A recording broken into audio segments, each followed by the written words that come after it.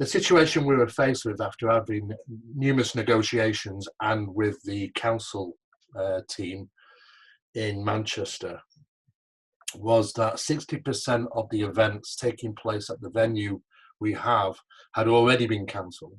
Wow. The external AV team certainly had some concerns of attending an event of 2,000 people. We know we've just had our sixth death Manchester has already been hit by the coronavirus.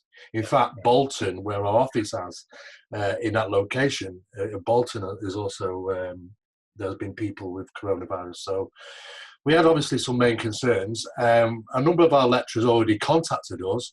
I believe Sid Goldberg had cancelled his flights. Yeah. And we knew this was kind of probably something that was going to get out of hand the longer we leave it. Our main concern was the health and safety of the lecturers and the attendees. Yeah. And of course, with the concerns that some of them already had, and the problems with being able to catch flights internally and internationally, because we're seeing even now that, you know, these Delta Airways are also limiting their flights, amongst many others. Yeah.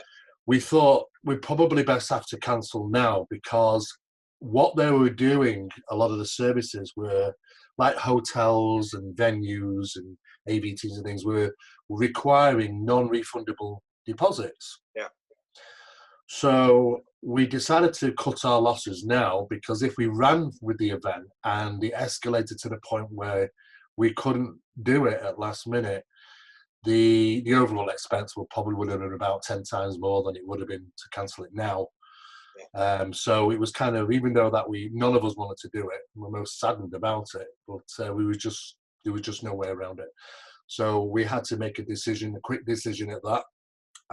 But it's not too bad. It's we're planning on a 2021 event.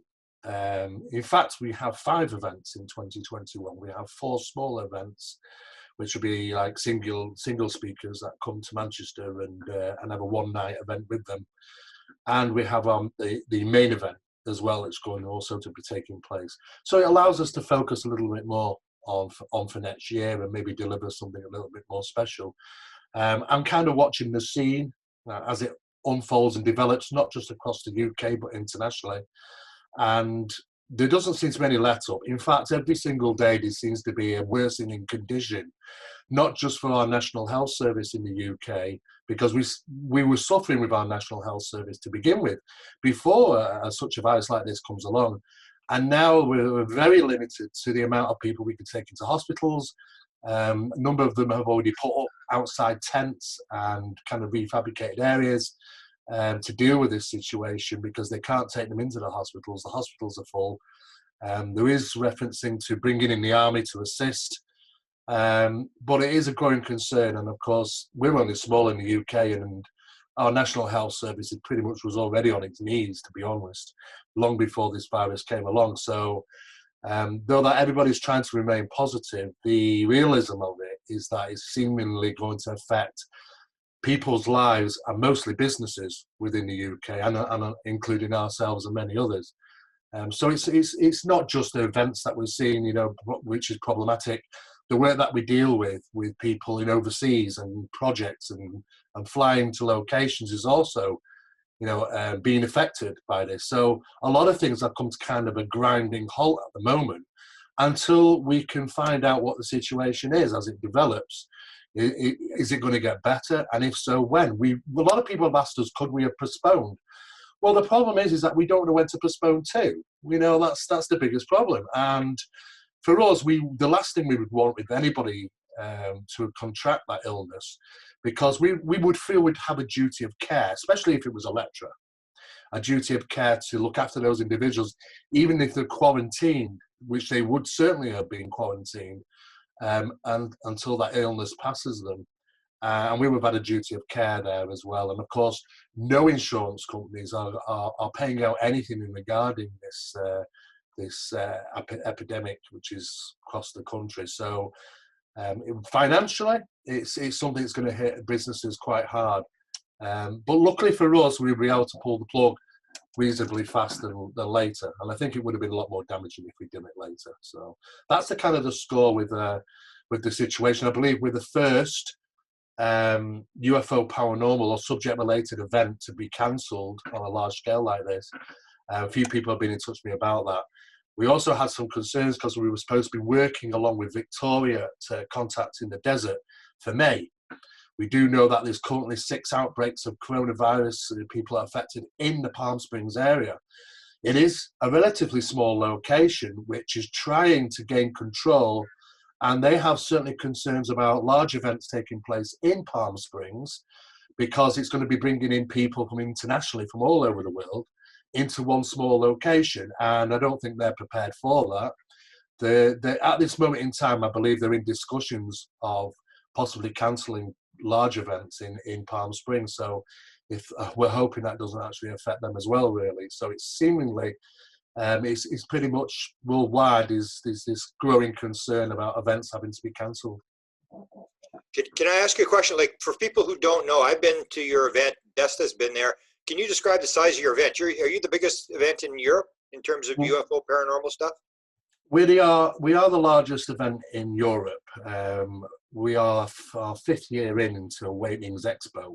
It was initially Awakenings Conscious Life and UFO Conscious Life Expo, but we just shortened the name. It's a bit of a long name. Yeah. So Awakenings Expo would have been into its 5th year, and we have anything. I think we've just reached over 2,000 people in attendance. But the problem is with these events, people are rubbing shoulders with each other.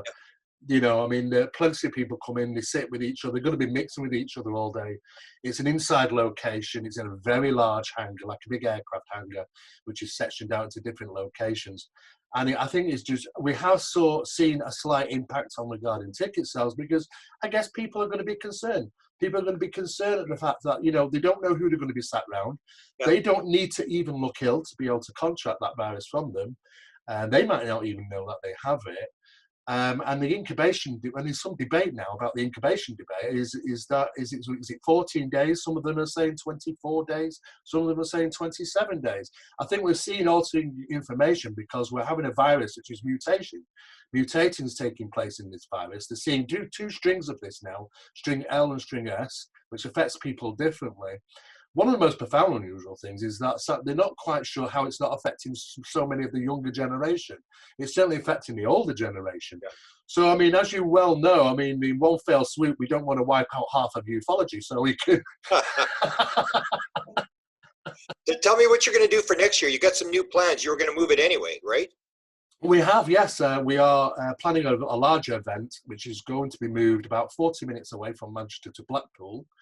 And we have a specialised convention centre which is currently just finishing being built for us, which has two very large floors. And we are going to be transitioning Awakenings into Chariots of the Gods Expo. Now, that particular expo is going to be looking at not just the ancient aspect, because when we say Chariots of the Gods, it's not just the ancient aspect of this subject, the UFOs, the ancient mysteries. But it also looks at some of the science behind what evidence that we have in regarding, is it just all hot air? You know, what people talk about the ancient sites and the strange discoveries. There's certainly a lot more we're learning now. But it also brings forward some of the most intrinsic and critical UFO analysis along with that. Because it's about where we're going in the future and how we're going to do it, as opposed from, you know, maintaining where we are. We should have a large response to that because it's built on the back of a theme park, which currently starts being built in October of this year in Blackpool, known as the Chariots of Gods theme park, which we're involved in. We're working alongside Media and Invest Entertainment.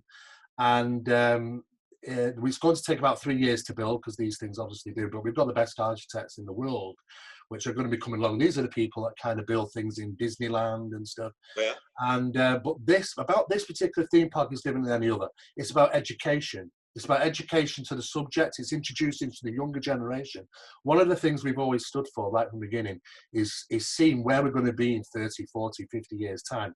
Who's going to be up there talking about what, you know, on our subject? Is there going to be people in the have that interest in the subject to carry the work on, because we do know that this UFO sequences outlived most UFO investigators when it started. That's right. And if it continues that way, we've got to consider where the future lies in this subject, and to do so, we need to introduce the younger generation. So what we're going to do is that we're going to have, it's very educational, although that we do have some rides. We have an alien diner where people get served by robots, and we have some of the biggest and best technology in the world coming there to show you how advanced we are now in regarding technology. There's going to be considerable artificial intelligence involved. But there's sections such as Atlantis and Inca and Aztec and Mayans and pyramids and Atlantis. There's all sorts of different things there for them all to get involved. But it is a resort. It means that people don't have to leave the location if they don't want to. Everything is all in one particular place. And I've seen the plans for it. I can't wait to go myself, to be honest. Is that on the coast? It is. It's right next door to the convention centre. It's on the coastline. Wow. Literally, you can see Blackpool Tower from the actual venue and the theme park. It's actually 1 mile away from the well-known Blackpool Pleasure Beach, and they actually are doing a lot of work. They've actually started routing traffic in national flights to Blackpool. All trains tracks can actually get straight through to Blackpool as well, because they've also got to consider Blackpool Council. Now that's a considerable amount of people that's going to be attending. How do they all get in there and out of there? So they've been really good. They've been working with us, and everything seems to be going to plan. Everything's signed for, and the first brick goes down, I believe, in October. Wow, sounds exciting. You mentioned